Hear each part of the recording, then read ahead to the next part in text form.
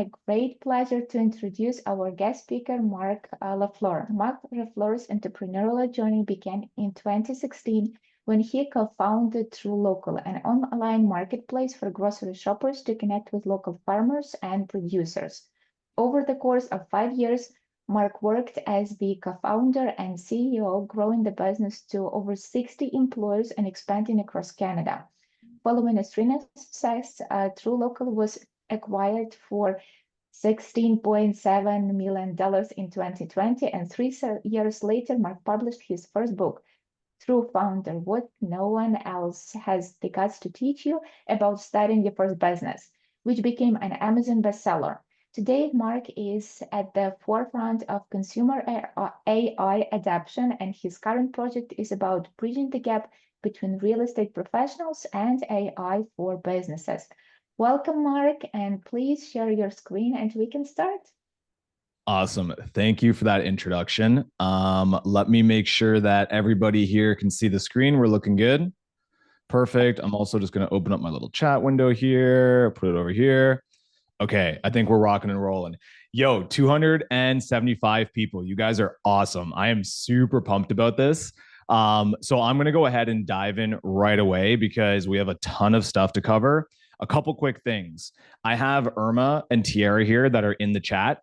Okay. So please fire your questions away. I know that questions are arguably the most important part of any learning. So I'm going to try to tackle as many of them as possible. That's why we've got 2 people here helping it. But just so you know, I am down to hang around at the end and continue on if there are additional questions. So please do not stress about that. I'm here, I'm down, I'm excited about it. All of you guys showed up for this. So anybody here that's live and engaging, I want to be here and make sure to be a resource for you. Okay. So let's go ahead and dive into this. I want to give you the breakdown of what's going on. Right now, you guys are going to be able to see my Canvas screen. Sometimes I get people saying, oh, you're not sharing in full screen. I'm not trying to. So we're all good. This is how I want you guys to see it. So we'll walk through it in this way. Okay. So this is a bit unique. And this is actually why I'm so excited about this. I'm not kidding. There's nothing here. I've never done a series like this before. And really, it's because most organizations don't give me a chance to really dive in and chew on what it means to learn about AI. They always want a one and done. But when I reached out and had a conversation, I'm like, look, what's going to be impactful with AI is to do multiple parts. And the reason for that is that I can teach you how to do one very specific thing with AI in an hour, but I can't teach you what you need to know to go and take any AI chat system, any AI tool, and use it on a regular basis in your business in 1 hour. I just can't do it. There's too much theory to go over. Then there's techniques to go over. Then there's all the individual tools.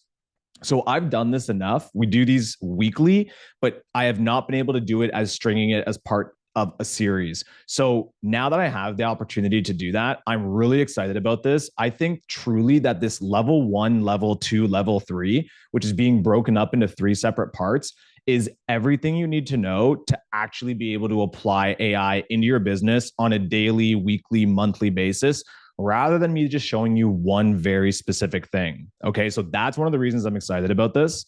The next reason is I've structured this in a way that we're just going to break down the different levels of things rather than introducing something new every single time where it's like, okay, like there's just too much to take on.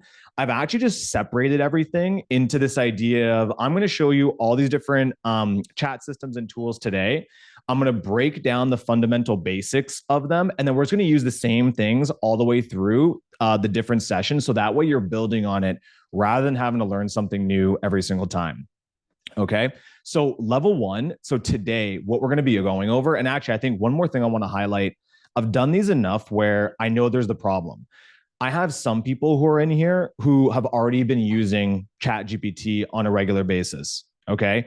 And then when I try to go over the basics of prompting for them, they're like, well, I've already done this. This is not helpful for me. And I get the question of, well, can you actually show me the tools? I wanted to see how I could use it. Vice versa, when I do an advanced session on actually using the tools and what you can do with it, what ends up happening is we get people who are like, this is over my head, and their eyes gloss over. Okay. So once again, I've built this together that wherever you are on that spectrum, you're going to get value out of each and every single one of these sessions.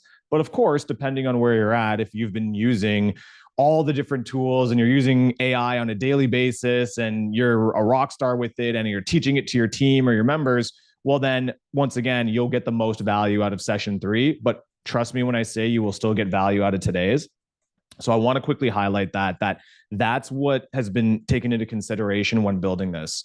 So level 1, which is what we're going to be going over today, is the fundamental breakdown and the fundamental understanding of the number one skill that you need to have with AI, which is prompting. So instead of just focusing on prompting structure and traditional prompting, I'm going to actually show you today how you can prompt in different systems. You'll see up there, I have Chat GPT, I have Perplexity. Everybody wanted to hear about DeepSeek. I have that up there. I've got Gemini, which is Google. And then I have 2 tools that are up there that I'm going to show you guys as well. But we're going to go very, very high level on those. Okay. So going to be working through that. And then we're also going to be working with those in real time to craft prompts, because prompts are the level 1 basic of everything you need to know. In level 2, we are actually going to use AI for business. So because we learned how to do prompting, because we have an understanding of it, because we've seen the different tools that are out there, I'm going to go ahead and break things down for you and actually show you how you can get things done. Your listings, your market reports, your newsletters, whatever it is that you want to do, we're actually going to go ahead and use the tools to do that. And then level 3, so this is the final session that we're going to do, is actually going to be a fan favorite. So for those of you that have been following along this whole time, I'm going to get you guys to vote on what is the single most useful thing that you want AI to do for you. I'm going to spend the month building it out, and I'm going to walk you through it, show you how I built it out, and then give you guys access to it based on what you guys want by following along on this. Okay. So it's going to be a full step-by-step breakdown workflow of what you guys need to know the most of. Okay. And then finally, a bonus is going to be that every one of these sessions, we're doing them once a month. We are going to get the questions from you guys that you guys have about AI, and I'm going to review them at the end of every session just quickly. So that way you can send them to me in advance. I'm going to kind of rapid fire these. Okay. So that's the structure of this. This is why I'm excited about it. This is, if I were to put together like a dream program, it would be this. So we're going to go ahead and dive in. Quickly, I know the number one thing, I'm already seeing it in the chat. Yes, you are going to get access to these slides. So I would definitely say, number 1, take out your phone, scan this. It'll give you a quick form where you can put your email in. You will get the slides emailed to you. You will also be getting the recording. I know that Krebs is sending that out, but once again, I have no problem sending it to you. And you'll also be able to submit questions for the next follow-up session. So usually I wait until the end, but right off the bat, one of the biggest questions that we get in the beginning is, am I going to get these things? So I wanted to make sure you guys had access to this. Irma is also going to go ahead and drop a link to the form in the chat. So you guys can go ahead, put your email in there, and then you guys will get, once again, all of the slides, all the additional stuff, and we're good to go. Okay. So let's go ahead. We're going to dive into today, which is level 1 prompting. Here's what today is going to look like. We're going to discuss AI models versus tools. It's very important to understand this. And once again, don't forget, this is level 1. You have to understand prompting if you want to have any sort of success with AI. Once again, I can teach you how to do one very specific thing with AI in an hour. I cannot teach you how to take AI and go and apply it into your business, understanding the theories and the concepts in 1 hour. So I'm breaking it down. This is one of the most important things to understand, is what prompting is. And to understand what prompting is, we have to understand the basics of AI and what it is. So step 1 is understanding these AI models, how they differ from one another, and what the difference between an AI model and a tool is. Okay, I'm going to break that down for you. Then from there, we're going to go over traditional prompting. Now, the reason I'm going to do this, I think a lot of you might have already seen this, depending if you were at Krebs Forecast or just heard me speak before, but I have this prompting cheat sheet that really breaks down the traditional steps of prompting. However, it's actually starting to get a little bit outdated because the models are changing so much and the techniques are changing. But the thing is, it's that foundationally or fundamentally, it's still a really good core exercise to have. So I need to review traditional prompting with you. And then we're going to go ahead and do real world prompting. So this is what's going to be most applicable to you. We're actually going to use ChatGPT to create your prompts for you. That way, once again, like I said, I can show you how to create a market report. But then if you don't understand how we did it, how we came up with the training, how we decided to come up with the writing style, how we made sure that it is touching on the very specific, unique aspects that make a market report special, you then can't take that and go and create a newsletter with it. You then can't create that and go do your content calendar. You then can't take that and go create customer avatars because you don't actually understand how AI works. You just know the very one specific thing. I'm going to give you a cheat code on that, which is essentially using Chat GPT to do your prompting for you. And it's been changing quite a bit. And then, of course, you wouldn't be doing a workshop with me if there wasn't homework. I just did a talk right now talking about winners focus on winning and losers focus on winners. Look, AI is a journey. Okay. There's no easy button. It is an incredibly easy skill to learn, but you have to learn it and you have to apply it. Okay. So I have for the 10% of you here that are like, I am ready to do this. Like I'm ready to rock and roll. I'm very interested. I want to be better. I want to apply AI. This is the future. This homework's going to be relevant for you. Okay. So we're going to go ahead and dive in. Right off the bat, let's talk about what AI is. Okay. At its core, AI are, and for the purposes of this conversation, majority of the time we are talking about large language models. That's what an LLM is. You'll hear the words being used interchangeably. AI, LLMs, that's what we're talking about. And the reason for that is because we're talking about these ability for these systems to give you answers, right? We call them outputs, we call them answers, whatever you want. But whenever you're talking to Chat GPT or any of these things, you're usually interacting with what is called an LLM. Okay. And the way it works is that all of these different companies, okay, so we've got Chat GPT up here, we've got Perplexity up here, we've got DeepSeek up here. Let me grab Google's right there. And then we also, so those are the main ones that we're going to go over today. Okay. Just so you guys know, if you've ever given Zoom a web, there's always little pop-ups everywhere. So if you see me just randomly stuck on a thing, it's because I'm just moving people's faces and chat bars and stuff. So once again, to understand these LLMs, each one of these companies is developing their own AI/large language model. Okay. And this stuff is important to understand because you just got to understand the technology that you're working with. Okay. So that's the number one thing you got to keep an eye on is just please understand that if you don't get what is happening here, like if you don't understand that AI is large language models, if you don't understand that each of the companies is trying their best to come up with large language models, then you're right off the bat, you're going to be beat. Okay. So if you want to talk about the major players, we've got OpenAI, we've got Google, we've got Meta, right? Which is obviously Instagram, Facebook, WhatsApp, all of that type of stuff. And then we have DeepSeek, which I just put in here because some of you will be talking about, you've probably heard the news. China has come up with their own model. It's called DeepSeek. But this list goes on. There's Anthropic. There's X, right? There is, which is Twitter. There's a lot of different companies that are trying to come up with different things. So I heard someone was saying there's an issue with the QR code. So please just, if there's any issues with the QR code, just go ahead and use the link that was said. We're not selling anything. There's no purchase. There's no credit card requirement. So it's literally should just be a form where you get to put your email in. So please just use the link that's in there. It's literally just an email form. So there's nothing to buy.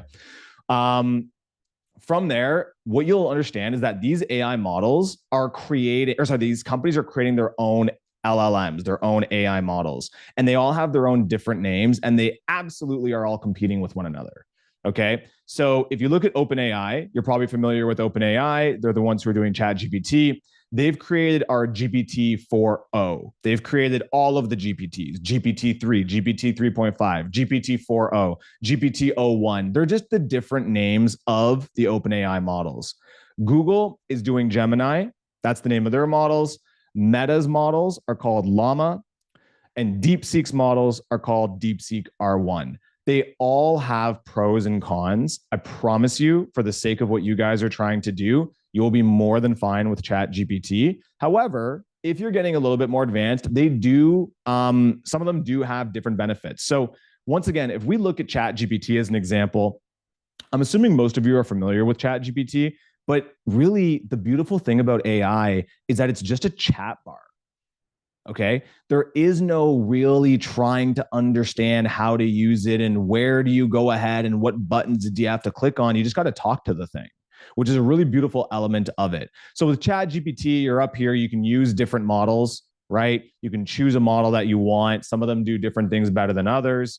You can go ahead, there's something called the GPT store. I'm actually not a huge fan of GPTs. Some people find benefit with them.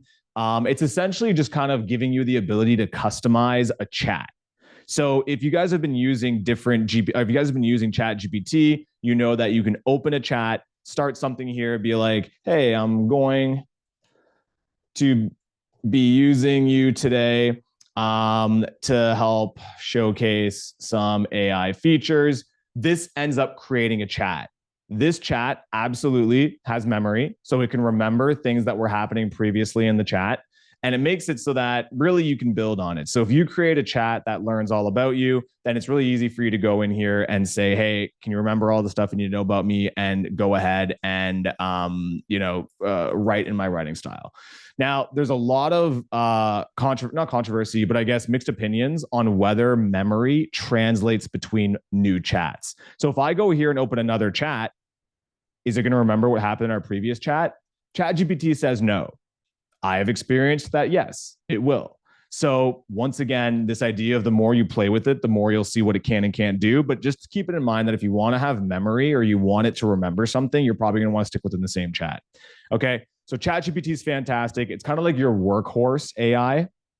It works really, really well for just your general requests. However, people love to talk about how much ChatGPT hallucinates. It does. Absolutely, it's going to hallucinate. It has got so much information that it has been trained on. And don't forget, the biggest argument with these models is that no, they're not smart. They don't have a brain. They don't think through things in the traditional sense. They're just telling you the next logical thing that you want to see or hear. Okay. That's what's going on with these regular AI models. Now, we absolutely have things called reasoning models that have come out. I'm not going to touch on those today, but we will get into them certainly because it's kind of the next level and more advanced. But once again, ChatGPT absolutely has been known to hallucinate. So that kind of leads into like, well, what else can we use? Well, let me introduce you to Perplexity. So Perplexity is another very, very, very popular AI tool. And what you'll notice, the first thing is it looks very similar to ChatGPT. That's the best part about learning how to prompt, is that if you can prompt with ChatGPT, you can prompt with arguably any of the other sort of flagship AI models that are out there. Okay, so that's why it's so important to learn how to do this. So why is Perplexity good? Perplexity is good because it does a way better job of research. So at its core, Perplexity is made up to go search the web for you. So with ChatGPT, it does have the ability to search the web. However, it's not as good, in my opinion, as Perplexity. So if you want to come up with a strategy for something, if you want to come up with a framework or ideas or brainstorm, use ChatGPT. But if you want to do something with like, how are tariffs going to affect, the real estate market in, let's say, Alberta, this does a way better job, in my opinion, because it's going to go ahead and search the web, give you your sources, and then give you a very, very clear answer. So I like using Perplexity for that reason. So once again, I'm going to go back and come back between these, but this is going to be a very big part of our next series, which is going to be using AI for various things, because you're going to see how we actually bounce between ChatGPT and Perplexity to get a better job done of what we want to be doing. Okay. But the main thing to take away here is understand that it is a very similar interface. So the case in point here is if you learn how to use ChatGPT and prompt with ChatGPT, you'll also know how to use you'll also know how to use Perplexity. DeepSeek. I'm just going to touch on this for 2 seconds. I personally have not downloaded DeepSeek. I'm not stressed out about the privacy or anything like that. I just haven't had a need for it. Everyone here is freaking out. So if you're in the AI space, you definitely know about DeepSeek. If you're not in the AI space, you might not have heard about it. The only reason I bring it up is because it is incredibly popular right now. It's China's AI model, and it is giving a run for their money to a lot of the North American AI companies, such as OpenAI, Perplexity, Google. So, in case you're wondering, I just have not had a reason to download DeepSeek, so I have not. But people are very excited about it. And similarly, the main message here is going to be mostly around this idea that if you learn how to use ChatGPT, you will also know how to use DeepSeek. And yeah, so we've got a couple. I'm just seeing a couple that pop up. Will DeepSeek potentially get banned? Yeah, probably. I wouldn't be surprised. If they're trying to ban TikTok, they'll probably try to ban DeepSeek. The problem with DeepSeek is that, well, it's not the problem, but it's open source. So people have already downloaded DeepSeek and are using it on their own. So even if they do ban it, it's kind of damage is already done. And then, is it safe to work with DeepSeek in terms of privacy? Listen, I have a lot of thoughts on the privacy thing. We do not have AI privacy issues. Okay. If you use Outlook for your email, if you use Gmail for your email, if you use Dropbox for your data storage, if you use Google Drive for your data storage, if you upload your photos to Facebook, if you send DMs on WhatsApp, arguing about AI privacy is the exact same thing. It's the same companies that have the same access to your information. So if you are stressed out about privacy, you can't just be stressed out about AI privacy. You have to be stressed out about all of it. So that's why I say don't worry about it, to be quite honest. If anything, these AI companies are the ones coming out being way more forthcoming, saying we're not using your data. So I personally don't have privacy issues. So we can talk about that a little bit more. That'll be a great thing to cover in part of the commonly asked questions, because I have this whole theory. I actually wrote an article about how we don't have privacy issues, we have permissions issues. So we'll chat about that after the fact. So the last thing I want to show you, which is really important. So we just quickly looked at ChatGPT, Perplexity, DeepSeek. I'm going to go ahead and dive in here to Google and Gemini. So the biggest thing about this section here is to differentiate between sort of the flagship AI models that are out there, the companies behind them, and differentiate what do they do, what are the similarities, and all that. And these are what we're going to use for the entirety of our sessions here. So don't worry about we're just glossing over it right now. We are going to be coming back and working with these, but I wanted to kind of quickly talk about it. This to me is one of the most exciting, most impressive things that's happening in AI right now, which is Gemini. By the way, everything I've shown you guys here, you can just easily access just by going to the websites. There's subscription fees for a few of them. They have more advanced features. Make up your mind if you want to pay for it or not. My argument on paying for AI has been that there is a very strong case to be made that this is the most powerful technology that we have ever had access to. They're comparing it to the Industrial Revolution. Where we started actually being able to manufacture goods and materials, and how that fundamentally changed the world. I don't think paying $20 per service is a issue if you think about the power of the technology. So that's my perspective on whether or not you should pay for these tools. I would just say forego your 3 cups of Starbucks a month and probably buy GPT Pro, or not GPT Pro, but the GPT Plus version. So it's a great investment. We are getting access to the most powerful technology that has ever been around, arguably for super cheap. So it's worth checking out. But look, deep research is really important. ChatGPT, it's your workhorse. Use it often. It's great for brainstorming. It'll allow you to do a lot of things with it. Perplexity is really, really good at searching the web quickly for fast information, fast facts. Deep research is changing the game completely when it comes to research reports. So I'll give you an example of one that I've done already. So deep research, it's Google. So Google's model is Gemini, and they came out with deep research. And this is changing the game because it is doing what would take people weeks of research. So don't forget, I'm a startup founder. We have to do tons of market research all the time on every imaginable metric, scale, whatever you can think of. And it takes time. And usually you pay for a lot of that data. When I was at True Local, I wanted to figure out what the outlook for the meal kit industry looked like. I have to pay $5,000 for that research. Deep research has come out and it has thrown all of that out the window. So if you need any real data, really concrete stuff, and you want to use some of the most powerful AI models at all to not only find that data, but crunch it and interpret it for you, I would recommend checking out deep research. So I just did a quick one here to give you an example, but can you please research international and interprovincial immigration trends in Alberta and Ontario? I'm interested in how this data will affect, what did I put here? I put affect the real estate, let me see, will affect the real estate market for 2025. Okay. I'm suspecting this will be very relevant to a lot of you. You can imagine doing this with anything you want. Now, when and why would you use this versus something like Perplexity? This is really when you need like a research report. So like you need like a full in-depth research report. This is what you would be using. But what's happening right now, so look, I'm going to talk about this. Do not stress if you don't understand. It's totally fine. But for those of you that are a little bit more advanced, I want you to just kind of understand what's going on. But the reason deep research is so powerful is that it breaks down your request into multiple steps. So it now knows, okay, well, for me to do what Mark wants, I got to research the international interprovincial immigration trends. I need to find data on that. I need to find projections and forecasts for international migration. I need to find articles and reports from reliable sources. I need to find the data on the current state of the real estate market. It's doing all this on its own. It has decided that for it to accomplish my task, all I did was put this in here. And it has come up with the strategy on how to do it. And then what you'll do is you'll click start research. And it takes longer than a normal prompt or normal AI, but you get this research report back. And it looks something like this. And to me, this is like amazing because once again, what a lot of people struggle with ChatGPT and things like that is this idea that, oh, can I trust it? Can I not? This information tends to be very accurate, very insightful, and very applicable. So we've got international immigration trends in Alberta, recent trends. We've got historical context. Okay. Here we've got the same for Ontario.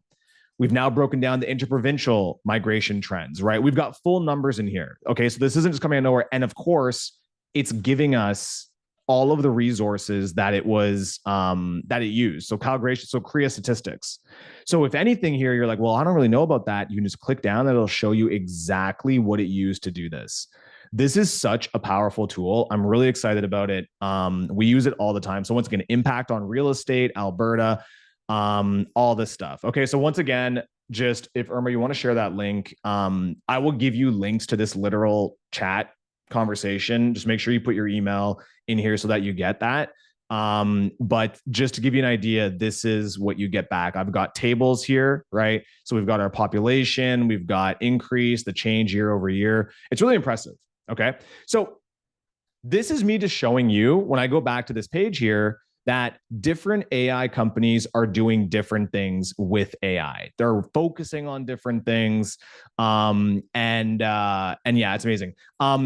Anita, you're talking about your student making sure that they're not using AI content. Ironically, the common question that I'm going to be answering at the end here is all around that. So schools, flagging AI content, all that type of stuff. So stay tuned. I've got a good thing for you there.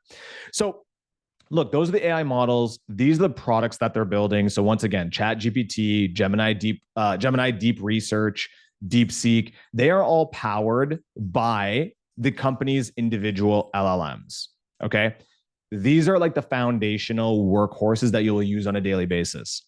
So one of the questions I used to get asked a lot was, well, wait a minute. Okay.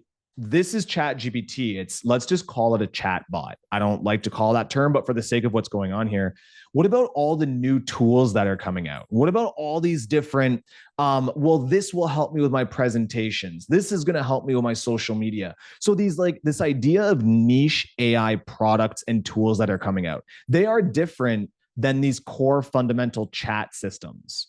And I'm going to show you how and why. So let me go ahead and show you here an example of one called Gamma.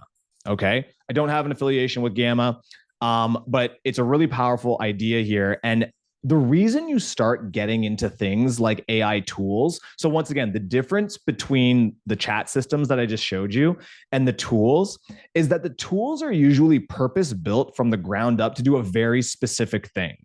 So whereas you can go into ChatGPT or you can go into deep research or you can go into Perplexity to ask questions, get information, do some content, the thing with the tools is that they actually tend to do that work for you, which is kind of cool. Okay. And they tend to be very specialized. I'm going to give you two examples here of some tools that do really cool things. So Gamma is for presentations. So I'll watch just quickly how you can use all of these together. So I really like this deep research report. I've got a little pop up here. Okay.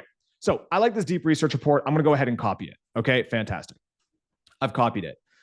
Gamma is going to help me with my presentations. So I'm going to go paste in the text here, and I'm pasting in the deep research that came from Gemini. Let me see if I can get this to do it. Why is it not copying? Let's try this again.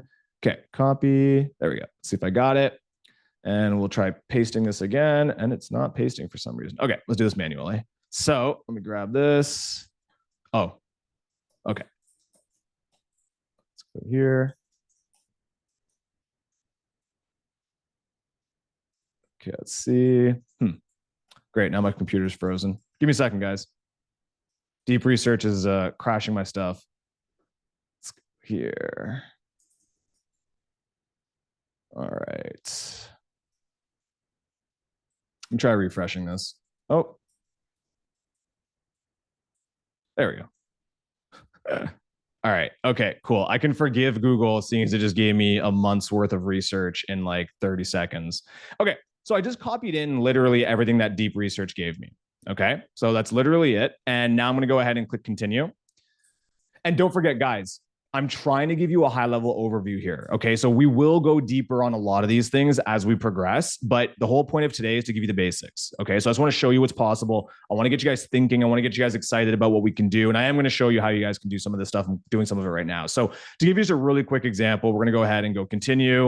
We're going to go ahead and go generate. So essentially, let me make sure that this is, oh, it's a Brad. All right, let's pull this up here, see if it'll generate.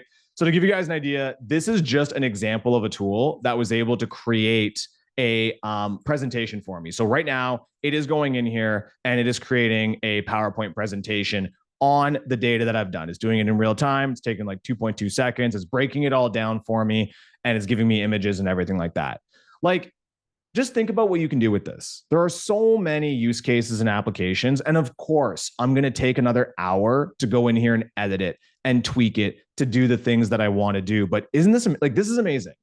Like it really is changing the game completely if you understand how to use it. Now, the biggest problem is if I just show you how to do this, everybody gets paralyzed because like I have to use the exact tool Mark showed me and use it in the exact way that Mark's using it, and they can't continue on with it. That's the problem, right? So I'm going to break all that down and make sure that you guys know how to use this so you can pick what tools you want and all that stuff. So this is just one example very quickly of something you can do. Another example, obviously, realestatecontent.ai. So this one, full disclosure, this is the tool that we built. So everything that I know about AI, I've worked with our team to bring something to life to help agents with social media. But I'm just going to show you again another example of what the difference between a tool and the chat systems are. So real quickly, just right here, this is for social media. So I type in how immigration is affecting Toronto. I'm going to just choose what days I want to create my Instagram posts for, and I'm going to go ahead and generate the content.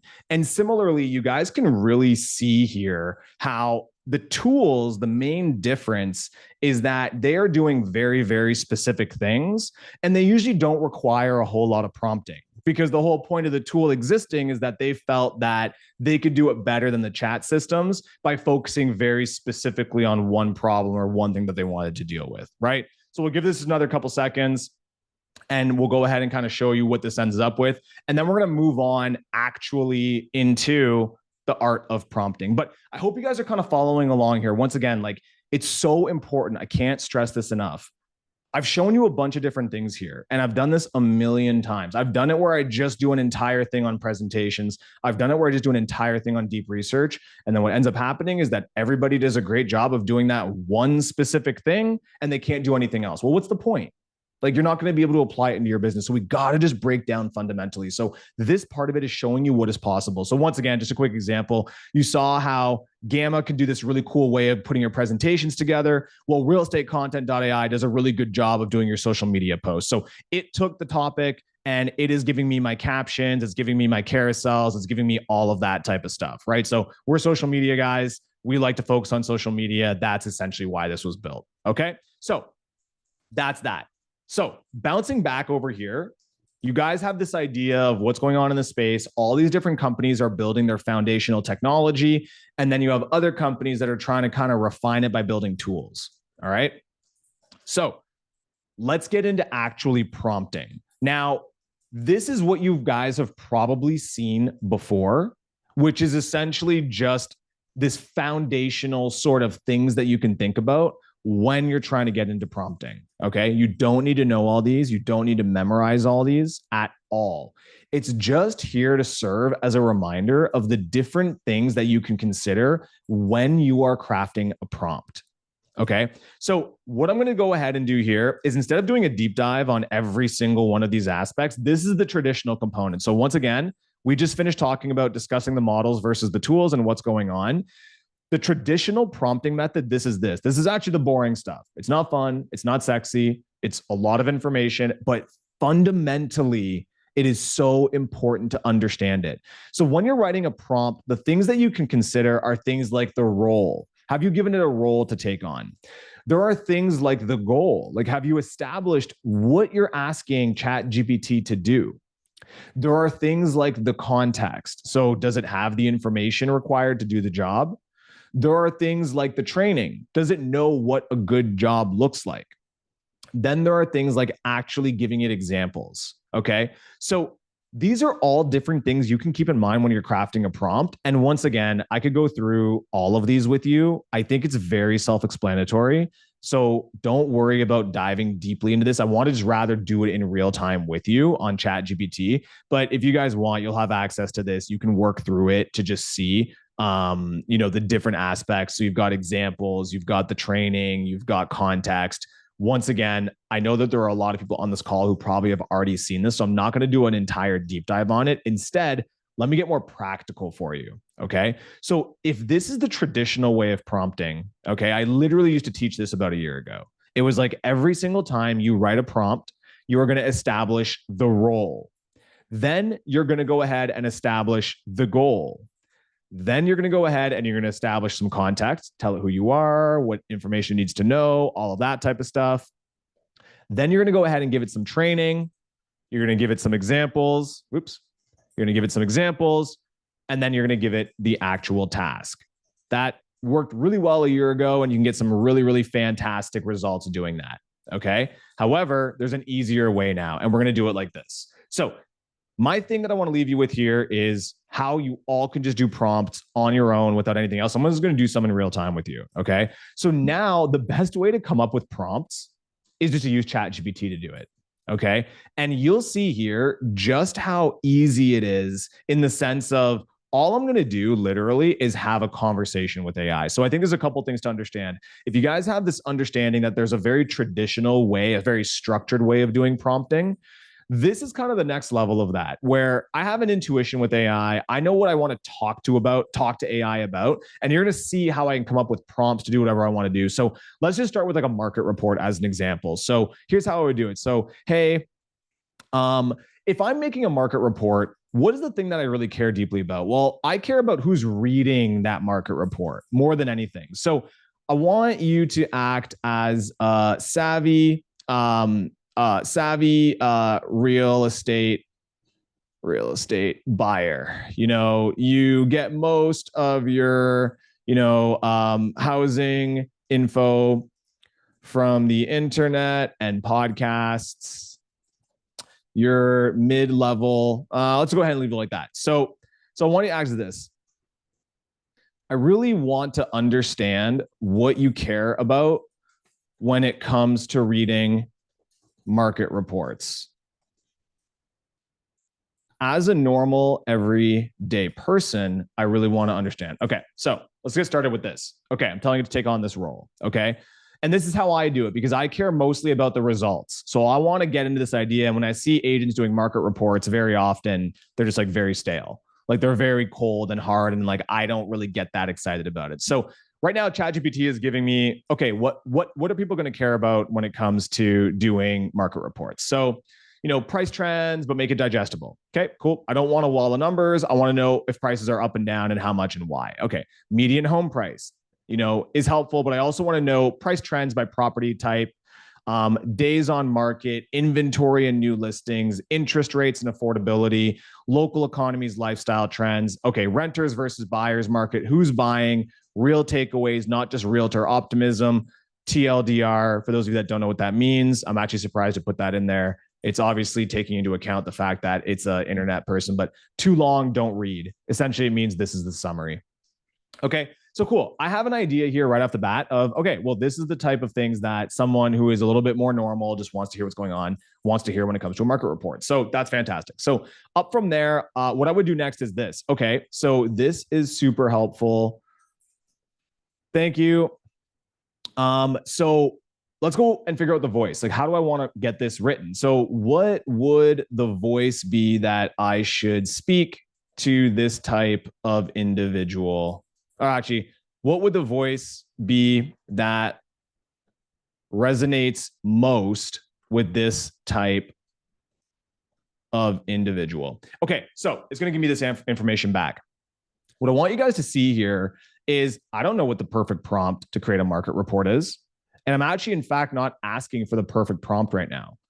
I'm just going back and forth and asking questions. I'm just using AI as a brainstorming buddy to get a better understanding of what's going on, what's happening, everything like that. Okay. So let me just keep going here for 2 seconds.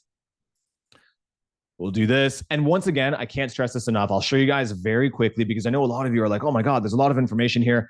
Everybody likes to find the one thing they don't like. Everybody forgets the, wow, this is actually great. Direct and no BS. That sounds pretty human. Conversational, but not corporate. Slightly witty, but professional. The wrong voice. And so like, okay, maybe there's something here you don't like. Let's just go ahead and say honest and actionable, slightly witty. Let's say I don't like the best approach. Anything here that you don't like, just say, hey, this is great, but can we remove, I don't want to remove any of these because I like them all, but just for the sake of it, let's just go ahead and just say remove number 2. Just remove number 2. Great. It'll give me the same thing. It's removed number 2. Okay. Once again, we haven't actually asked for anything. We're just having a conversation. We're having an understanding here. There is no prompt in here. There's nothing really going on. It's literally just a conversation that I'm having with it, right? That's how simple it is. You can do this with anything. Okay. So let's go ahead and say we're done here. This is it. I'm happy. I know what we're doing. I know where it's going. Then what I would just start to do now is just go and say, hey, this is awesome. Using the, okay, so actually let's do this. Let's do a better thing. Let's go ahead here and say, okay, can you give me an example market report based on this information on the, let's just say, Calgary real estate market. So let's get an example here. Now, once again, just to give you guys an idea here, I didn't even ask for the prompt, right? Yes, I'm getting a market report. Yes, I'm doing this. And you can go ahead and do that. Just once again, you can open up a conversation every time, play this little game with ChatGPT, even brought in a video here, play a little game with ChatGPT, and all that stuff. So, but what I want to do is I want to have a prompt that I can use over and over and over again. Okay. So right off the bat, okay, this is great. So taking into account, everything we just discussed, can you give me the perfect prompt? Or can you give me a prompt that is optimized to consistently give me a market report that will resonate with this audience? Okay. So yeah, a year ago, it made a lot of sense to get really good at writing your own prompts. And a year ago, you really did have to write a lot of your own prompts. But nowadays, you can just get AI to do your prompts for you. Okay. So once again, absolutely, here it is. So look, optimize market report prompt objective. And it's going to go ahead and just give you all the stuff that you need. It's going to take into account the voice and the style. It's going to go ahead and take into account all these different things here. So once again, generate a market report for city, region, month, year, all this type of stuff. Okay. So you can just see how easy it is now to you don't have to be a rock star with this stuff. Just speak to it like the assistant that it is, even though, once again, I always say show some respect to AI because I think it's pretty powerful for just being an assistant. But understanding that you can do this for anything. Okay. Literally anything. And you can actually get, so I just saw another quick thing here. I'm going to go through all the questions, but yeah, this is the paid version, but you can absolutely get 4.0 on the free version. Okay. So keep that in mind. So what are you learning here today? What's the main thing that you're taking away from this? Well, essentially is that you can use ChatGPT to come up with whatever prompt you want for anything. So if you want newsletters, no problem. Get ChatGPT to do your newsletter prompts. If you want market reports, if you wanted to rewrite your emails and you don't know how to get what you want out of it, then just go ahead and come in here and get ChatGPT to do your prompt for you. So let's just do one more example. I like this one a lot. So this is just once again an example. What we're going to do in the next session is actually build out the market report. So we're actually going to go ahead, and here you can see as an example, generate a real estate market report for X city and region for X month and year. We're literally going to go ahead and build all of these out. And I'm going to show you how you can use the different tools interchangeably to get the best out of it. But the most important thing here is that you're understanding how to do the actual prompting itself. The last example I want to show you of just using ChatGPT to come up with your own prompts is the one that I think you're all going to like the most. How do we get ChatGPT to write like you? There are two options. Number one, give it information about yourself, which I'll show you. Number two, if you have no information about yourself, get it to choose a celebrity voice, okay? Most of the time, you don't actually want your writing to sound like you. You just think you do. If you actually were to go through all of your social media captions, I don't think you would actually want AI to write like that. If you actually went through all of your emails, I don't actually think you would want to write like that. It's just the way that you write. What's better is choose your most distinctive celebrity. Okay. So Kevin Hart, Ellen DeGeneres, I don't know, Gary Vee, I don't know, name anybody. And get it to speak like that. But I'll give you examples here. So two ways of doing it. Number one is do it based on yourself. Okay. So this is just straight prompting. Like this is just straight from scratch. Okay. So, hey, I want to tell you a little bit. Oh, actually, let's do this. Go ahead and research Marc LaFleur and give me a quick summary or bio on what you find. Okay, so this works well for me. Well, we'll find out if I'm of any sort of relevance whatsoever. I think it'll be able to find some stuff. There we go. Perfect. It found some stuff on me on the internet. Okay, so it's going ahead and doing this. If you aren't on the internet, no problem. Just go ahead and give it your own bio or get it to write you a bio. So watch this. Like literally, if I didn't have this, this is all great, but can you go ahead and add a section about how I was, how I, was a struggling high school student. It really played a big role in shaping who I am today. Give it a bunch of details if you want. I'm just giving examples here. I struggled academically. Obviously, I struggled spelling. I struggled socially, but it ended up, helping to build, my confidence in the long run. Okay. What I'm trying to show you here is life lessons that you feel like you've learned. Don't even worry about, I got to go figure out my bio. I got to go rewrite my bio. Use ChatGPT to do the bio for you. Start from scratch. Hey, this is who I am. Point form, bullet form. It'll give you a bio back. Then just start adding things. Okay, so we've got this. So it's starting to add more to my bio. Fantastic. Okay, so what about my new career as the CEO of DB8 Labs? I'd like to add a section about that.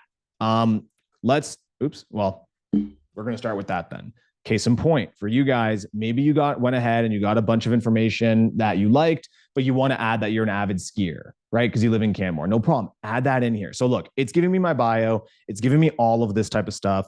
Oops. There we go. So we'll give it a couple more seconds, but I'm just trying to show you here. This is the most important thing.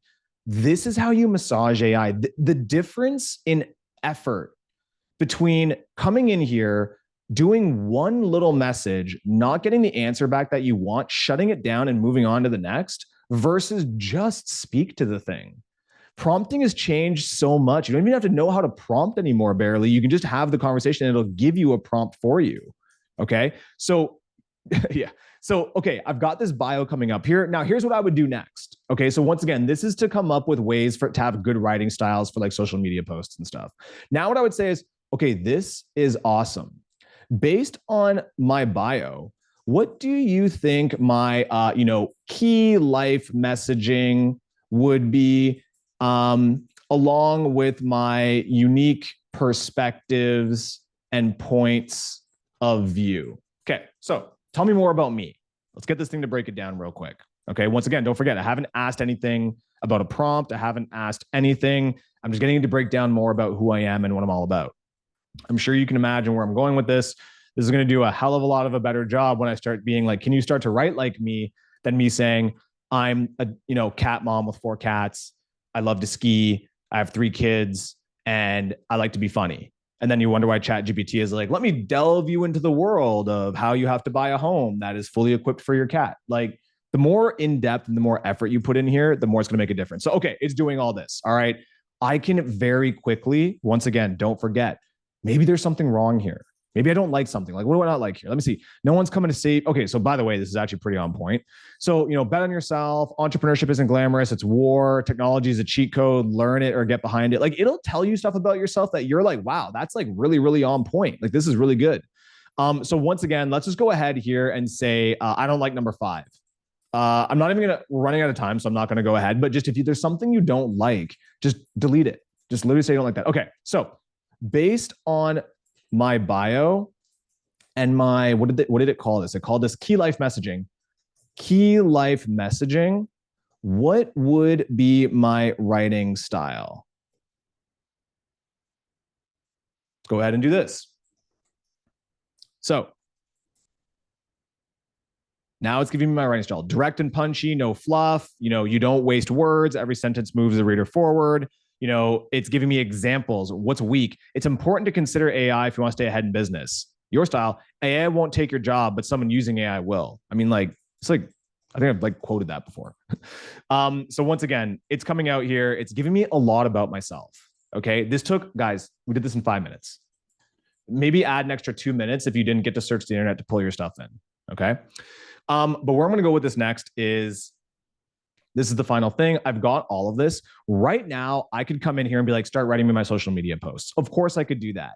But just to loop all of this together to lead into our next session, which is going to be actually using these prompts on a more regular basis, is that I don't actually want to have to do this every single chat.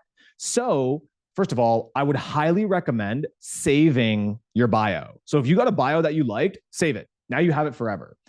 Your writing style and key life messaging, save it. Put it in a Word document. Now you have it forever. Your writing style, save it. Now you have it forever. If you ever get into a situation where you have to give AI more information, maybe it's a different tool you're using, or maybe it's anything like that, well, fantastic. Now you have that saved. But here's what I would say. Okay, this is all amazing. I really want to create I want to create a prompt that will focus on mimicking Marc LaFleur's voice as accurately as possible for social media. So social media captions, blogs, and emails. Can you write me a comprehensive prompt that will consistently nail this? Done and done. Anybody can do this. I'll give you guys, by the way, I know some of you might have to go. I'm sticking around. So please don't worry. I know there's Q&A here. I'm sticking around. If you want to put the chat in there one more time, I'm going to give you access to these conversations because you literally can just go ahead and take this exact thing. But guys, look, this is prompting. This is the basics of what you need to know. We really quickly went over the difference between the models and the tools, understanding why some of them exist and some of them don't. While going over the difference between the chat-based models, I showed you examples of some of them. We went through ChatGPT. We showed the difference of Perplexity. We've gone and looked at Gemini, the different models and what we're doing. We've also then gone ahead and discussed the difference between models and tools. All of this stuff we are absolutely going to start to build on in the next sessions, okay? So really quickly, once again, we've got a prompt now. This is it. So this is how I recommend you do your prompts. Use ChatGPT to create your prompts for you. If you take anything away from this, it's that to get the most out of it, just have a natural conversation with it, okay? So that's everything that we've got here right now. Once again, what I am going to do, so we've got next month's session. I'm going to go right into the Q&As right now. We've got next month's sessions, but I know that some of you here specifically, obviously you guys know that we're the team that brought realestatecontent.ai forward. So I am going to hold a follow-up virtual session for anybody who wants a deep dive on realestatecontent.ai specifically. That's going to be me and my team welcome to have anybody who wants to join. We're going to do a deep dive specifically on realestatecontent.ai. Now, don't worry. This is in addition to what I'm going to be doing next month with Kreb, where we do level 2, where we start going into advanced prompting techniques, where once again, we're going to go ahead. We're going to take all of the stuff that we learned today and put it into application. Okay, so please don't forget that. Like, I can't stress it enough. There is not one webinar that you're going to go on that will let you leave learning enough about AI to apply it in your business on a daily basis. You might learn one thing, but then what are you going to do? Then you now learn how to write a social media caption. Fantastic. Or you now learn how to do one specific thing. If you just take this stuff, please chew on it. You will get so much further, because that leads in right in the last minute. So don't forget, I'm hanging around. I encourage you guys to as well. Homework. Okay. You have homework. If you want to be successful with this, I promise you right now, you have to go ahead and actually chew on it. It's the whole reason that I'm giving you this as a resource. Go into it and review it. So number one, if you are committed to learning about AI, just use AI 15 minutes a day for the next 30 days. That's it. Please. It's so much easier than getting outside and running 15 minutes a day for the next 30 days, or not drinking for the next 30 days, or whatever other sort of New Year's resolution that you are struggling to try to do. We know what's easier. Use AI for 15 minutes a day for the next 30 days. If you just do that in any of these things, practice prompting, play with deep research to get some more information for your clients, use Perplexity to see how it works well. Just use AI for 15 minutes a day for the next 30 days. And I promise you that by next time we get back into this, you're going to be flying. Okay. So that's number one. Number two, if you can't commit to 15 minutes a day, shame. But if you can't do it, that's no problem. At least do 1 hour per week for the next 4 weeks. Okay. So please go ahead and do that. I promise you, you'll get so much out of it. So let's go ahead and answer questions. I'm here for as long as you guys want to be here. Do not stress. I could geek out on this stuff indefinitely and forever. The fact that there's still 294 people in this room right now, thank you guys so much. I hope you found this useful. I struggle so much with trying to really teach people about AI in a way that isn't just going to be a like, hey, here's how you do this one specific thing. Like, I really, really, really, really, really, really want you guys to actually learn the fundamentals of AI so that you can use it on a daily basis and become, what we're all trying to be, which is AI assisted humans. That's what we want to be. Okay. So this is level 1. All right. We're going to build on it on level 2, which is next month, I believe. March 13th is the next session. In between that time, I'll personally be hosting a realestatecontent.ai session to do a deep dive on that specific tool. So for anybody here who's struggling with social media, particularly if you hate social media, but you understand that social media is important and you want to be on social media, highly recommend that. You'll get an email about that after the fact, but just make sure, I'll put it one more time. Irma will go ahead and give you the link, put your email in there, and we will make sure to get this going. So let me answer some questions. I'll start from the top. First of all, is there anything jumping that you guys saw that I should just hit right away? Yeah. Okay. So we're doing this, guys. So give it a second. Okay, I'll just grab one really quick. So I've got Jessica here. Don't worry, I'm literally gonna go through these. So if you guys hang around, I will go through these with you. Okay, Jessica, one of my biggest. Oh, here we go. Okay, so let me go here. Okay, so okay, I did see the university. I still have that. So one of my biggest issues with AI is trying to find a prompt that makes whatever it is I require to not sound like it was generated by AI. I'm not sure what I mean by that. I'm not sure what I mean by that. Literally, like, perfect examples, kind of what I just showed you guys here, going through.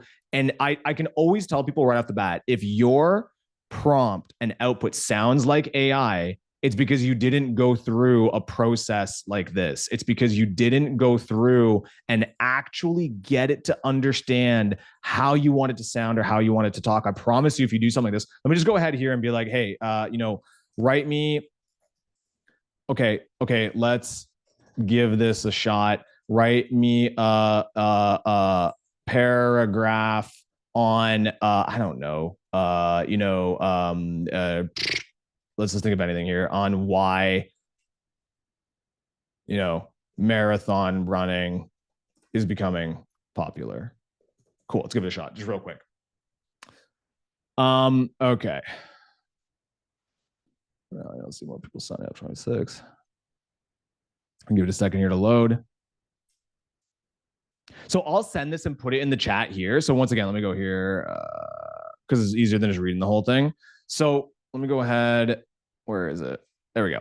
So I'll throw it in here. And once again, just to give you an example. Okay, cool. We've got that in there. So what I would do right off the bat, and I'm just going to go ahead and mess with things. So let's go ahead and say I felt like I didn't like this. Okay. So Jessica, I don't like this. It sounds too stiff. Stiff. Can you please try again? Okay. So watch, just hear me out. Keep doing this until you get it the way you want. It sounds too stiff. It sounds too robotic. It sounds too AI. I was actually happy with how it sounded, by the way, but I'm just giving you an example here. Okay. Keep doing that until you get an example of it being the way you want. Now, hey, this is way better. How can we improve the prompt to make sure that we what's the word I'm looking for here, to make sure that we keep this more natural style. Boom. It'll improve the prompt. You try again. Do it again. Keep doing it until you get it the way you want, because if you do the prompt once, you're done. Right? So that's what's up. Okay, so that's one thing I would say there. One thing too, also quickly, because I know Anita had asked this question. Actually, this is so perfect. We're on point here, and I'm going to keep asking. But okay, biggest misconception of what's going on right now. And by the way, please, if you're on that email list, I will get questions for the next session so that we can address them here. But I actually did research on this for you. So people are freaking out. AI content. Are they flagging it on social media? Are they flagging it on Google? This is categorically false. Okay. This is not happening. This was happening a year ago. A year ago, they were trying to catch AI content and flag it. That was 12 months ago. That was 365 days ago, which is like a billion years in AI terms. Okay. What's happening now is that everybody understands that, like, in the next 2 years, the majority of content on the internet is going to be AI, whether it's fully AI generated, whether it's AI enhanced. The majority of the content on the internet is going to be AI. In fact, if you Google birds right now, you are seeing that it is showing you AI birds.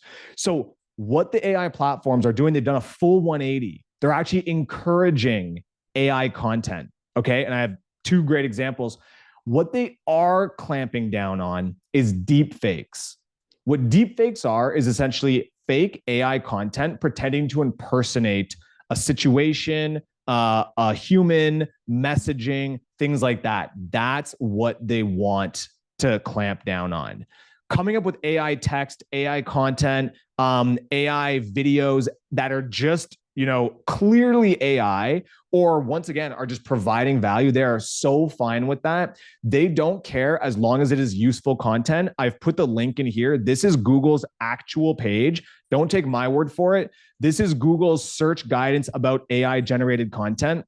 They point blank say, we don't care as long as it's good content. It could be all AI. We'll boost it just as much as long as it's good.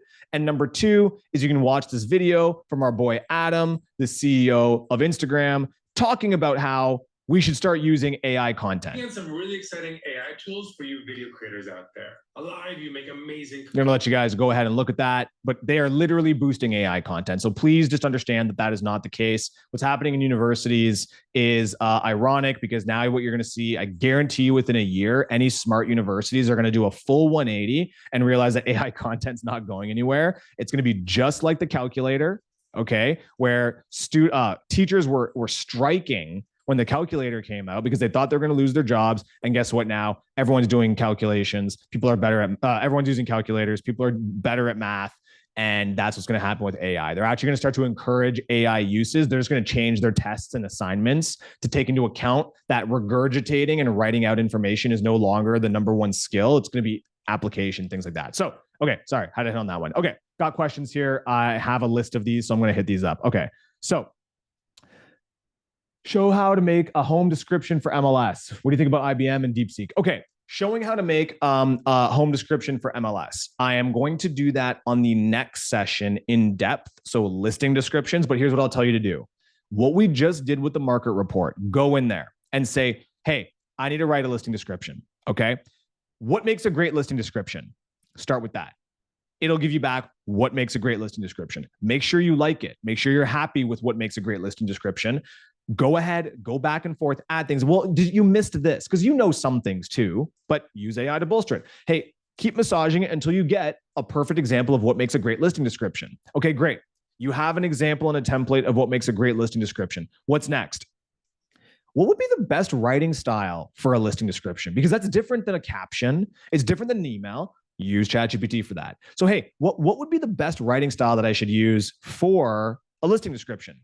Guess what? Same thing. Go back and forth. Tell it what you like, what you don't like. Okay, fantastic. Take this listing, whatever you want it to do, and go ahead and go in there and tell it to give you take the listing description, go in there and say, give me an example of what that would look like using this listing. Fantastic. You're good to go. You've then got that. Once you have an example that you like, tell ChatGPT to turn it into a prompt. That's it. That's how you would do it. I would be remiss if I didn't also say, just to give you a heads up. So once again, if you are looking to turn listing descriptions in, realestatecontent.ai literally does that already built in. So like if you wanted to go here and just say, so once again, this is an example of tools that can do the job without having to worry about the prompting. So you can go ahead, grab whatever listing you want. Let's just go ahead here. So obviously it has to be your listing, a listing that you have permission to use.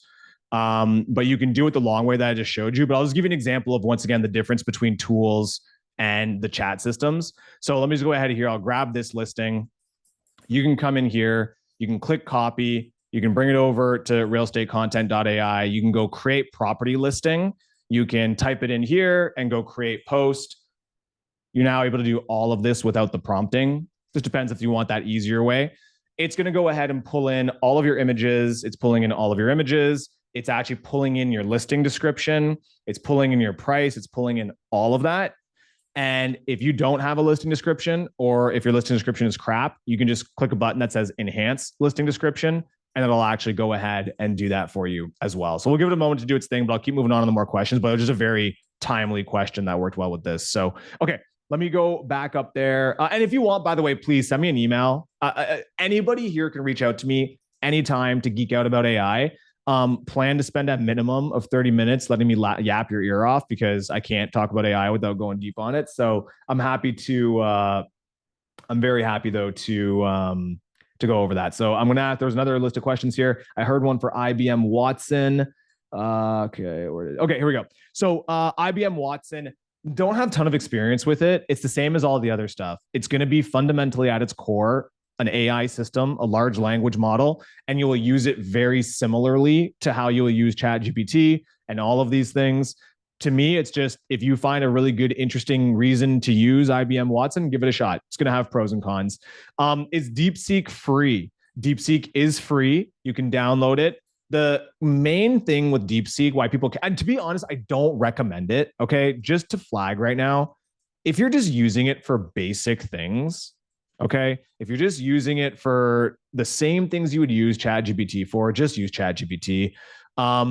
There's so many question marks around DeepSeek. There's a lot of stuff going on with it. The only thing that really makes DeepSeek special and a big win is that it's open source, which I really don't think is relevant to anybody on this call. But if it is, once again, send me a message, send me a DM. We can chat a little bit more about it. Okay. Tammy, humans don't need to think anymore. I'm against that. I think if anything, humans have to think more than ever. We just now don't have to do the menial tasks. Think about it. Okay. When you think about doing something, you already know what you want to do in your head. You've got all the steps laid out, but then you have to physically go do the work. You have to write it out. You have to type the email. Why? You know, think about it. If you have emails coming in, isn't it just easier to just quickly type into your phone, hey, can you respond to all my client emails in a really helpful way using this information, and we're good to go, blah, blah, blah. It sends it off your multiple emails for you. You don't have to go in and open up Outlook and then open up new message and do that. Same with the research. The actual act of doing research is of no value. The result, the research that you get, and then what you decide to do with it has tons of value. I don't think we're losing our ability to think. I think we are now just being able to be more results focused rather than work focused. Okay. So real quick, by the way, as we're just here right now, I forget who would ask the question, but just in terms of MLS listings. So once again, look, so this has gone ahead and pulled in your listing. So whatever listing you want, if it's on Zillow, if it's on Realtor, if it's on your website, it'll go ahead and pull all of it in here. You can make sure that all of it's the way you want. You can click here to go enhance listing description. So once again, it's pulling in the listing that's on whatever website you're pulling it from, but you can just click enhance listing description and it'll use AI to do exactly what I just told you, by the way, which is like, get it to give you a writing style, what makes it good and all that stuff.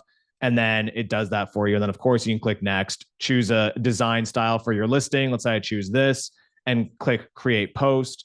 And it's gone ahead and turned this into a social media post for you. So this is our project. This is the thing that obviously we're deeply, we're very deep on this. So it's just a good opportunity to show you guys this. But our biggest thing is just helping agents with social media. So this won't do all the other things that ChatGPT and stuff does, but it will definitely save you time on social media. So, okay. Is DeepSeek free? I'm going to keep on going. Don't worry, guys. I'm literally going to try to get all the stuff. So I'm down to hang out with you guys. Okay. To students in the university, we just did that. Okay. That's it. What else do we got? Okay. I'm going to go through these. I'm going to go up. Okay. So new MacBook Air. If anybody wants to just throw them in now coming in at the bottom, by all means, go ahead and do that. And I will I'll continue on, but let me go ahead here. Where can we find quality AI tools to use? David, loaded question. Okay. For those of you that saw me talk at Crab Forecast, there are two fundamental principles that I truly believe are holding people back from using AI. Okay. Number one is that people believe that AI should do all of their work for them. Okay. That's misconception number one. And it's limiting you from actually using these AI tools. There's a point to this. I'm going to get to this. Okay. That if you think that AI should do all of your work for you, personally, you're lazy. Number two, you will always be let down because nothing does all of your work for you. Even your assistant doesn't do all of your work for you. You still have to review it. Right. So people have this idea that every time they use AI, it has to be perfect. It has to be proper. You guys just saw how it's not perfect. I had to go in there and change things. I had to have a conversation with it. I couldn't just tell it straight up like, oh, go and give me a prompt. I had to work with it. So it's not doing all of my work. It's assisting me in being better. But I understand that it's only going to be as good as the interactions I have with it. So if you right off the bat, by having this idea that AI has to do all of your work for you, you are going to be apprehensive to use it because you're going to have unrealistic expectations. Here's a very quick way to reframe that. Okay. You can keep thinking about what you want, but just reframe it. Instead of AI doing all of your work for you, AI should do the 20% of work that you hate the most. That's how you should be using AI. That's what the expectation should be because all of you are busy. You understand the value of being busy, right? Like busy people know that if I could give you 5% of your time back, you would pay thousands of dollars for that. So just start with trying to offload 20% of the work. That's what we're going to talk about in the next session, by the way. So next month in March, we're going to talk about actually using AI in ways that can offload 20% of your work. So that's number one. The second one, David, this is the most important and relevant in terms of where can you find these tools is the number one, the next part is people have this idea that they have to know, people have this idea that they have to know AI and understand AI before they can use AI. I'll tell you right now, nobody understands it. Or like 10 people on this planet fully understand AI. When it comes to consumer AI, it is happening so fast. It's coming so quick. It's so hard to keep up with because every single day there's a new tool. Every single day there's a new AI model. I promise you within the past 48 hours, there's probably been a new AI model that has come out. So if you have this preconceived notion that you need to understand AI before you start using AI, you're never going to use it. Because you're never going to understand it fully. You don't have to fully understand it. Instead, reframe that. Reframe it to, instead of I have to understand AI, reframe to, I should be curious about AI.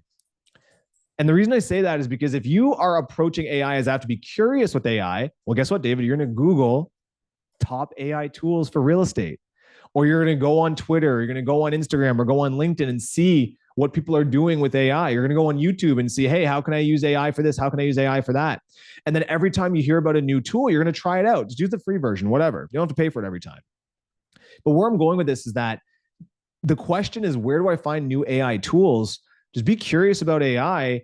And I'm telling you, they're out there. There's a million YouTube videos on like the coolest AI tools to use. I talked about 2 today, right? So Gamma, and obviously I'm always going to talk about realestatecontent.ai. These are great tools that are proven, that are useful for agents, that have a very, very specific use case. And once again, presentation building, social media, those are 20% of the work that you don't want to be doing, right? That's a perfect example of that type of stuff. So I would look at that as a potential thing. So I got some more here. Okay. CMAs. Are you guys talking about a comparative market analysis, just to be clear? So someone just give me a heads up. CMA, when you guys are talking about CMA, yeah, okay, perfect. This one we are going deep on next week. So by the amount of people that seem excited about, or not next week, sorry, next month. This is actually the one that we're going to go through. And I'm guessing just like, what's the question around it? How do you create them? Literally, we're going to do a deep dive on it. I will give you very quickly right now what I would do and what we're going to go over. But I would do exactly what we just learned, right? Where do you start? Start with the prompt. Use ChatGPT to be like, hey, I need to create a comparative market analysis. What makes a great comparative market analysis? And work on that. Work with it. Go back and forth. Go into this. But here's the difference, okay? I would then, once I get that final prompt, I would, instead of using ChatGPT to give me like, oh, go ahead and give me a comparative market analysis between these 2 locations, I would go to Perplexity. I would go to Perplexity and say, hey, can you give me a market analysis for these 2 locations? And I would take that and bring it into ChatGPT and plug it into the prompt that ChatGPT created for me. And similarly, you could do the same with deep research. So use ChatGPT to create the prompt, the structure, the framework, the way that you want, but then get your research from Perplexity and deep research. This is what we are going to go do a full, I'm going to break this because I know like this is one that people are excited about. We're going to go do this. And then the final one real quick, by the way. So Jordan, I saw you say newsletters. The final one, I'm going to do whatever you guys want. So you guys can show me like a real good thing. And I'm not going to just show you a prompt to do a newsletter or a CMA. I'm going to show you the entire process, how you can do it and plug it into your business on a day-to-day basis. Not just like, hey, use like, we'll go break it down, but let's get through the first and the second. Make sure you guys are eating all this stuff, you're digesting it, and then you guys will know what you want to learn more about on that final session. So that's what we'll do there. Okay, so real quickly, yes. Okay, comparative market analysis. Anything else anybody would like to go into? Let's see what we got here. Newsletter prompt, be specific, tell the AI. Yep. Cool. Does Mark do courses that we could take outside of Crab? No, I'm working with Crab right now for this specifically. If you guys want, I'm deep on realestatecontent.ai. So obviously you guys know, I always say I'm biased. You know, we're literally building that tool. Irma and Tierra on the realestatecontent.ai team. We do workshops like this essentially every week. If you're a realestatecontent.ai member, going over the tool, how to use it. So I would just say most importantly, if you guys are interested in this type of stuff, just put your email in that list I sent you. We'll do a follow-up webinar just for realestatecontent.ai. So please, if you enjoyed what you saw today, make sure that you're in with Kreb March 13th. I'm back to build on this. But if in the meantime, you want to kind of really get into the social media AI stuff, you'll get an email in your inbox. Always check your junk mail. You know how it is. Check your junk mail, but we'll host another webinar in the next couple of days just for realestatecontent.ai and talking about social media. So it'll all kind of build build together there. Okay, AI for videos. Okay, AI for videos.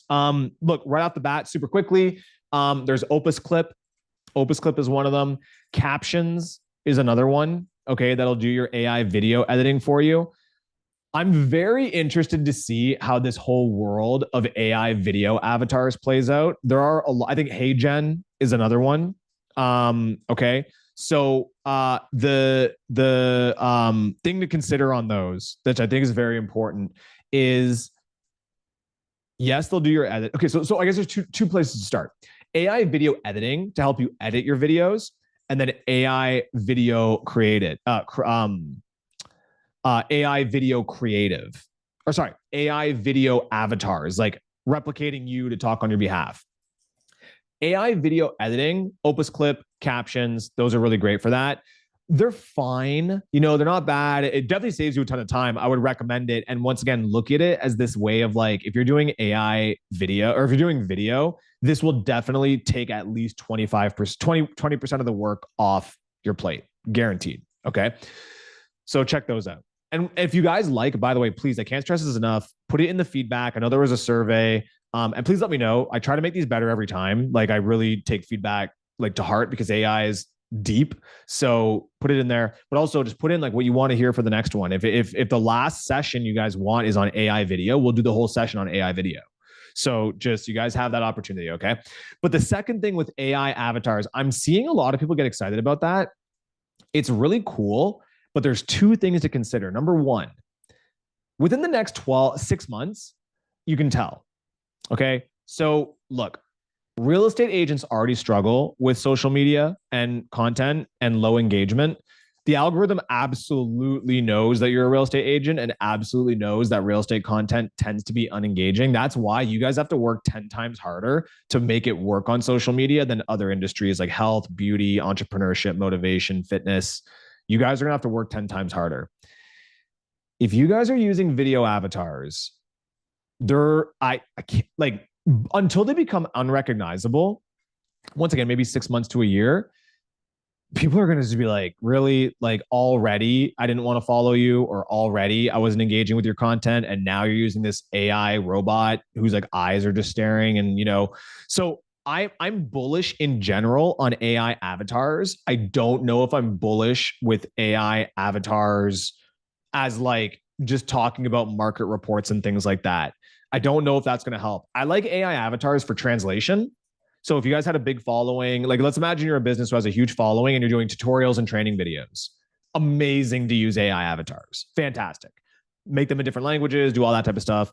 But in terms of like engagement and giving people information, just something to consider. And number two is this idea of deepfakes. I don't know where it's going to go, where people are, most of the content on the internet will be AI generated, but it's going to be very harmless. It's going to be very not nuanced, not benevolent. It's the word I'm looking for. It's gonna be like very just mid. It's like fine. It's not hurting, taking away, it's not doing anything. The systems don't care about that. They're fine with that. But as soon as you start trying to impersonate somebody, even yourself, I don't know if they're going to start to be like, hey, we got to catch or flag that. So something to consider. I haven't heard about it yet. And I'm 100% still following with what Google's saying and everyone's saying. As long as it's good value, they don't care, but something to consider. So anyway, definitely, I would be excited to do a video, an AI video seminar with you guys. So don't forget, we've got March next month. That one's already figured out. I know the next thing that we're going over, we have to continue to build on this, but the last one's up to you guys. So please, if you like AI video, we're happy to do that. Yes. I spoke a lot about AI agents. I would love to talk more about AI agents, but the number one thing that I realized after doing that was that a lot of people really just had no idea yet what AI agents were. And like, we got to just build the foundation. Once again, I will happily do the last session on AI agents. That's the one we focus on. That would be my favorite one to do. The most important thing happening in AI in 2025, not only is it the most important thing happening, it is also the thing that'll impact you the most is going to be AI agents. So it would be very useful and helpful to do a session on AI agents. I would happily do that as the last session. So please, once again, join that email. Let Kreb know, put it in the survey, what you're interested in learning about in the AI space, because the last one that I'm going to do is going to be about that. And just honestly, hit me up too. If you guys ever want to send me an email or whatever, I'll just geek out with you and talk to you more about it personally. You can add me on Instagram if you want, or you can just reach out to realestatecontent.ai. Like, we're happy to chat more about that. Okay. Okay. What do we got? So, yeah, Maria. Hey, tell Kreb, you want 2 custom sessions? I will happily come back as much as Kreb will have me. I'll do a monthly session with you guys on AI. I could easily fill 12 months of just going deeper on things. Even today's prompting was a little bit rushed. Like, when that was an hour. I could go deep on this stuff and I would be very happy to do so. So just let Kreb know if you guys want more about it, if there's a value. I will happily come in here and do this with you guys. You guys are amazing. By the way, I can't stress it enough. Like, we had like 200 plus people in this. Like, you guys are a great group. The thing I love about it too is that the more of you that are in the group, the more you're going to be talking about it amongst each other. So like, you can help each other along as well. So like, that momentum's there. So that's why I'm excited about this. You guys are great. If you guys have any last minute questions you want to throw in there, please throw them in. What are AI agents? Okay, we are. If opening up a can of worms was a message, that's the one that we did right now. So don't stress about it right now. If you want, just send me a message. I'll talk to you after the fact about AI agents. But yes, they are super exciting. They're not AI real estate agents. Don't worry. But AI agents are the future for sure. Once again, if you guys want, don't forget. So we've got our Krebs sessions, but if you guys put your email in there, check your junk mail, you'll get a notification about a realestatecontent.ai webinar that I'm going to be hosting that will dive into social media specifically, but we can also talk a little bit more there as well. So guys, I hope this was helpful. Okay. I talk a lot. I'm glad that I got the full hour and a half that I've gone with this. Hopefully it was digestible. I really try to stay away from just like, here's the one thing you can do with AI. I'm going to teach you today how to do a newsletter. And then next thing you know, it's like, if you can't use ChatGPT and the next day you have to use Claude or something, it's like, oh, I don't know what to do. I don't want to do that. I want all of you to be actually have an advantage against other agents because you know how to use AI. And today was the first stepping stone for that. So please, thank you for letting me do it my way. Thank you for letting me build it out and grow it out. And just know that because we are doing it over a long period of time, I'm here for a resource to work you guys through this. So thank you guys. Exciting stuff. Thank you for having me. We're good to go.